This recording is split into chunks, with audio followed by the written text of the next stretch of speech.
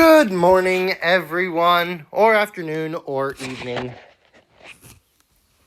whenever you choose to view this video. In case you have not been able to make one of our meetings in which we go over the notes, I'm going to present them to you, and hopefully you can hear me, because first time I did 25-minute video and found out my microphone wasn't on, so I'm having to redo the entire thing now. Alright, last week we talked about the different parts of the digestive system. Now we're going to talk about the functions. How does it go about doing what it needs to do? So, there are 4 different functions of the digestive system: ingestion, propulsion, absorption, and defecation. Right now, we're going to focus on ingestion and propulsion. Later on, we will get to absorption and defecation. Ingestion is possibly the simplest one. You eat food. You place food in your mouth, and then you move that food through propulsion. A lot of propulsion happens due to peristalsis, which is the alternating waves of contraction and relaxation, like the squeezing of a toothpaste tube. You also get segmentation, moving materials back and forth to aid with mixing in the small intestine. Small intestine, once it is in the small intestine, it doesn't just go in one straight direction. It can go back a little bit, however, it does not go too far back, but just a little bit of mixing on the spot is segmentation. This is how peristalsis works, squeezing in one straight direction.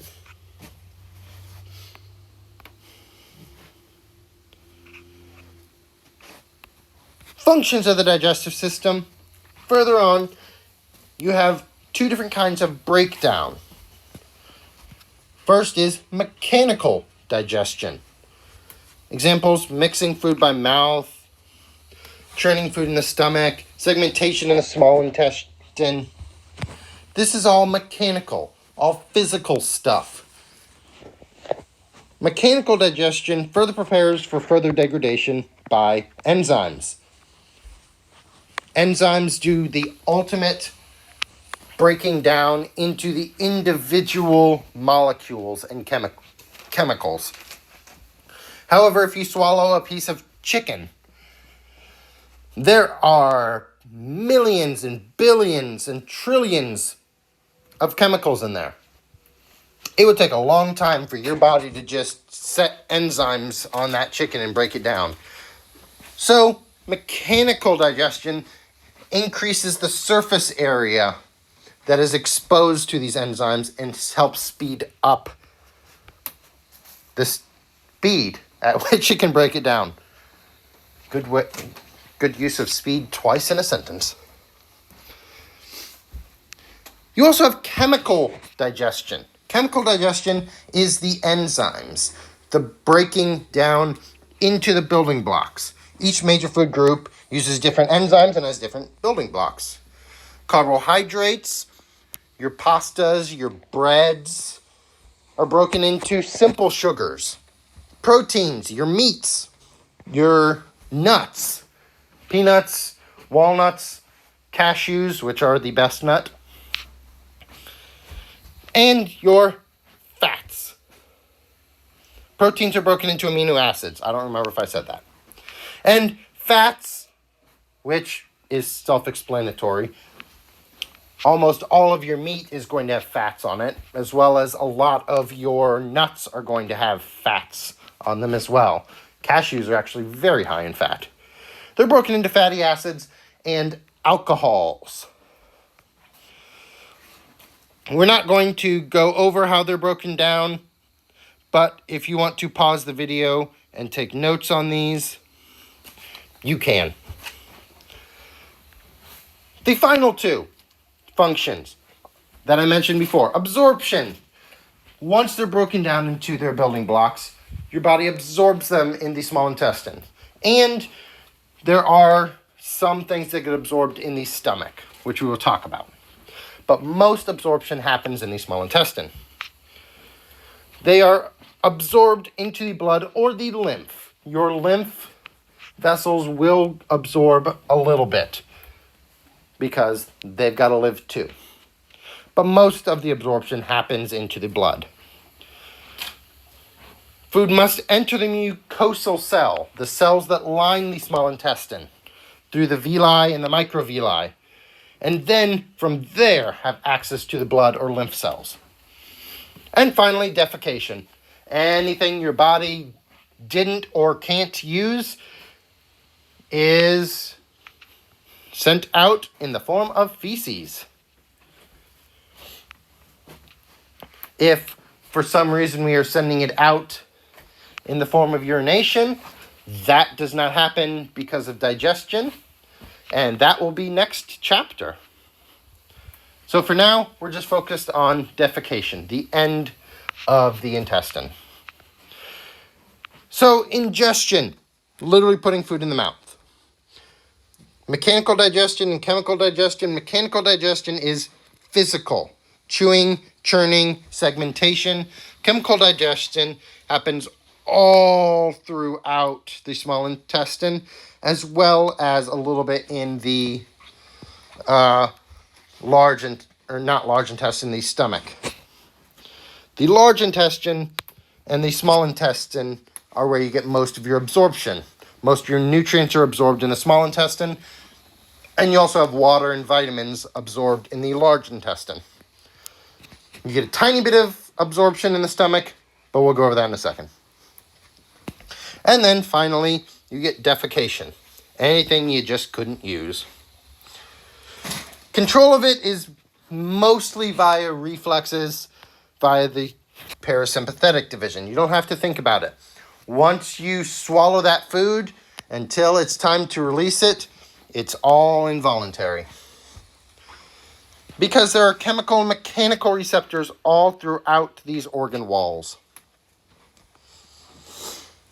Stimuli can include stretching, such as when you swallow something, your esophagus is stretched, and it lets your body know something is there. Time to start peristalsis and push it down to the stomach. pH of the contents. When you go from stomach to small intestine, the pH drops significantly with the presence of hydrochloric acid. Let your pancreas know it's time to release all these enzymes to neutralize that. Presence of breakdown products. When you get to those simple building blocks, small intestine knows, let's absorb stuff. Reflexes include activation or inhibition of glandular secretions and smooth muscle activity. So the two ways in which your body responds to these stimuli are either smooth muscle activity, peristalsis, segmentation, moving from one part to another, or activation or inhibition of glandular secretions, releasing these enzymes, stopping release of the enzymes when the food and the chyme has passed on. Let's start at the mouth and end at the butt. Digestive activity of the mouth. A large amount of mechanical breakdown. Take big pieces, break them down into little pieces. Form them into a bolus, which is just a ball of food product. You also get some chemical digestion as well. Food is mixed with saliva to begin breakdown. You also start your starch breakdown in your mouth. If you have saltine crackers at home, take one and let it just sit in your mouth without chewing, and you will feel it slowly just dissolve into mush. That's because you have a lot of salivary amylase, whose sole job is to break down these starches. You can do the same thing with bread or any crackers, to be honest, too. But saltines are probably the easiest. But you could do it with bread. Activities of pharynx and esophagus. No digestive function. They're just there for movement. They serve as a passageway to the stomach. There are 3 different phases. The buccal phase, which is voluntary. It's where you volunteer to swallow. It occurs in the mouth. Food is formed into a bolus, into that lump of foodstuff. You then force that into the pharynx by the tongue. It pushes that back into your oropharynx so that gravity can take over. Pharyngeal-esophageal phase. This is involuntary. At this time, all passageways are blocked. Your tongue, having swallowed, is close to the roof of your mouth to prevent the bolus from coming back into your mouth. Your soft palate, your uvula, folds up to block the nasopharynx. And your epiglottis, which we studied last chapter, blocks the larynx to make sure it doesn't go down your windpipe.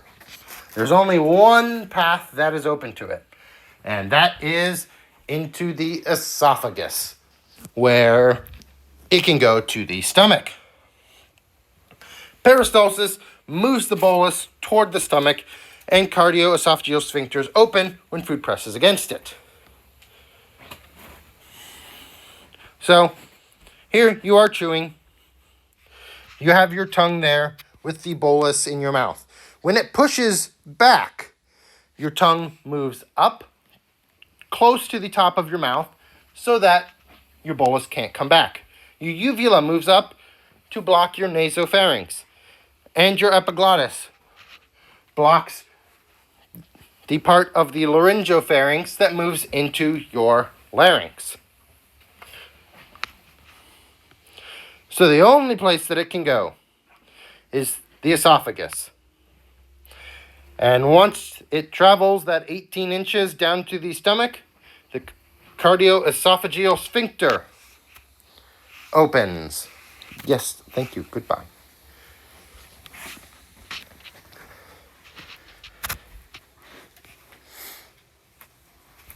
What's in the stomach? Gastric juices are regulated by neural and hormonal factors. Presence of food or rising pH causes the release of the hormone gastrin.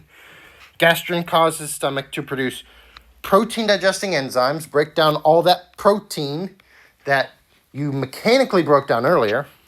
Oh, whoops. Mucus line the lining of your stomach, because after the mucus comes the hydrochloric acid, which will eat your stomach and anything in it. So line your stomach with extra mucus. Hydrochloric acid makes the stomach contents very acidic. I believe it is somewhere between 2 and 2.5 on the pH scale, which is strong enough that if you took just your stomach acid, took it out and put it on your carpet, it would eat through it into the floor. That's why when you throw up, it does not feel good. You have hydrochloric acid eating away at you. Luckily, you have mucus covering all the surfaces of the digestive tract. You have some protection from it through that mucus. But the hydrochloric acid, 1, activates the pepsinogen to pepsin to help with protein digestion. It also provides a hostile environment for microorganisms. You think it hurts when you throw up and have a little bit of stomach acid. Imagine what it would feel like living in the stomach, constantly in that hydrochloric acid. Not fun. Many microorganisms cannot exist there. However, there is one species of bacteria, which is called, I believe, H. pylori, which we will talk about later. I believe it's in the stuff that we do for the nutrition next week. But it can actually live in there, and it is what is responsible for ulcers, we believe. Found this out because a guy did an experiment where he swallowed a bunch of H. pylori and gave himself ulcers. He then swallowed antibiotics to kill the H. pylori and cured his ulcers. And he got a Nobel Prize for discovering that. So if people don't believe you, experiment on yourself, and maybe you'll get a Nobel Prize if you don't die. Because that's important.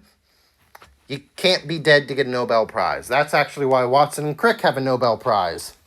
But Rosalind Franklin does not. It's not because she was a woman. It's not because they were trying to stop her from getting it. From the discovery of it to the time that they gave out the Nobel Prizes, Rosalind Franklin actually died. And as part of the Nobel Prize rules, you cannot give a posthumous Nobel Prize. I don't know if that's changed in the last 50 plus years since they've awarded that, but at the time in the 1960s, that was the case. You could not win a Nobel Prize if you were dead when they were going to award it to you. All right. Protein digestion enzymes. Pepsin helps break down proteins. Renin works on digesting milk protein in infants, but not adults. That's why, as infants and kids and teenagers, you need to drink a lot of milk and eat a lot of cheese. But as adults, we don't require as much, if any, milk. There's actually a very interesting sociological and biological study in which the people from the Scandinavian countries, the countries up north, actually tend to drink a lot more milk and have the ability to break down milk a lot more than people from Africa or parts of Central and Southern Asia, where they get a lot more sun time throughout the year and are able to make vitamin D.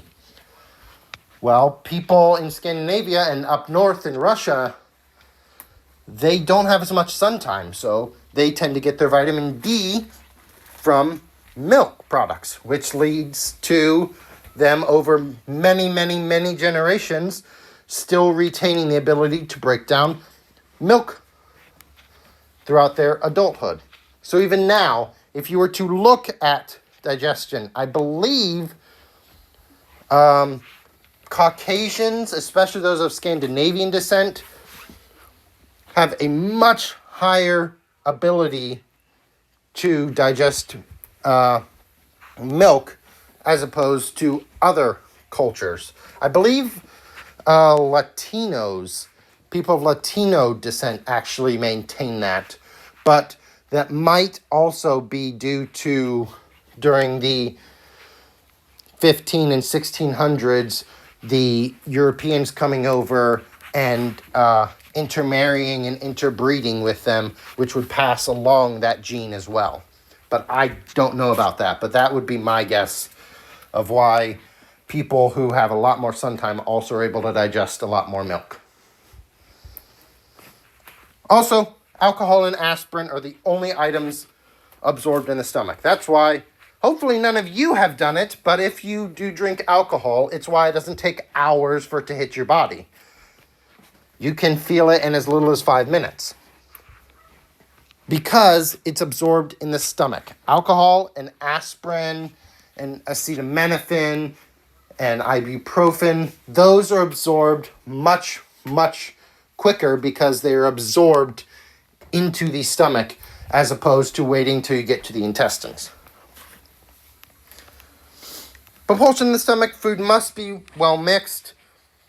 Rippling peristalsis occurs in the lower stomach. It only leaves your stomach into the small intestine 3 milliliters at a time. And it can take 4 to 6 hours to empty your entire stomach because it empties it at 3 milliliters at a time. Well, if you have a large meal, such as Thanksgiving, your stomach could expand to an entire liter or more. It's going to take a while if you only empty it 3 milliliters at a time. So you get propulsion, peristaltic waves, grinding, that is the growling of your stomach that you hear, and retropulsion, moving it slowly into the duodenum. Large amount of chemical digestion happens in the small intestine. You have your enzymes, break down double sugars into simple sugars, sucrose, table sugar, into glucose, galactose into simple sugars. I don't know what galactose breaks down into. I believe fructose is also a complex sugar, fruit sugar. And I believe lactose is a simple sugar. But don't quote me on that. The only one I know for certain is sucrose is a complex and glucose is a simple. They also complete some protein digestion. Make sure that it's ready to absorb. Pancreatic enzymes also play a major digestive function. They help complete the digestion of starch, carry out about half of all protein digestion, digest fats using lipases from the pancreas, and digest nucleic acids using nucleases. Many of these are alkaline, so the overwhelming alkaline content helps neutralize the acidic chyme. So the pancreas is extremely important in digestion. Releases a bunch of enzymes to help break things down so that they can be absorbed. And we're not worried about this because we don't have time. If you wish to look at it, I will spend a tiny bit of time sitting on each if you wish to look at it for your own notes, but we don't really have time to do more than that. Because one, it's not important for us right now. We're not learning it. Two, I'm probably about to be late for a meeting in less than a minute. Absorption in the small intestine. Water is absorbed along the length of the small intestine. The end products of digestion, most substances are absorbed by active transport. Lipids are absorbed by diffusion. And substances are transported to the liver by the hepatic portal vein or the lymph. How it moves is mostly peristalsis. Moves from one end to the other through rhythmic contractions. You also get segmental movements, mixing chyme with digestive juices, aiding in propelling food. Think of it as grabbing onto something and moving it back and forth. That helps mix. Large intestine. No digestive enzymes are produced. Your digestion is pretty much finished at this point. They only absorb a few things in the large intestine. The bacteria there help make vitamins, such as vitamin K and B, and release gases. The harder it is to digest, the more gases it will release. That's why you eat a lot of hard plant products, such as broccoli and things that are hard to break down. You tend to get gassy because those bacteria produce a lot more gas trying to break it down. You absorb the water and vitamins, and the remaining materials are eliminated via feces. Feces contains undigested food residues, things you can't break down, like the cellulose that I mentioned. You do not have cellulase, the enzyme to break it down, like rabbits and deer and cows do. So it just leaves your system. Mucus, the entire digestive system is lined with mucus. So some of that will leave. Bacteria, some of it gets stuck in the feces and you don't absorb all the water. Some of it will come out, especially if you've been sick and have diarrhea. A lot of water will be coming out. How it moves. Sluggish peristalsis. It is slow mass movements. Occurs 3 to 4 times a day that it pushes stuff through the large intestine until it reaches the internal anal sphincter. Once it reaches there, the presence of feces causes defecation reflex. Lets you know I'm releasing the internal anal sphincter. It's time for you to find a bathroom.